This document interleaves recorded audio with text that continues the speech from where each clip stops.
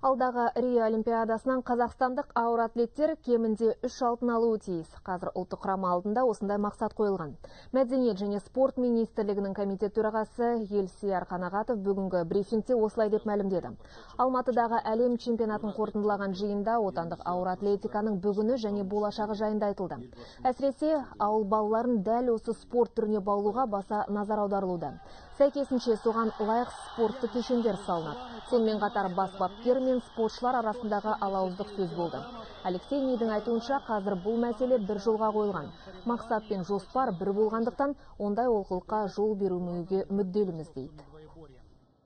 Мы все делаем одно общее дело. Барлығымыздың басымызды бір мақсат біріктіріп отыр. Қолдан келгенше елдегі ауыр атлетиканы көтеріп, байрақты бәсекелерде жоғары көрсеткіштер көрсету. Сондықтан қазір спортшылармен де, бапкерлермен де қатынасым бір қалыпты. Үлкен спорт болғасын алып қашпай әңгімелер болады. Барлығына сене бермеңіз.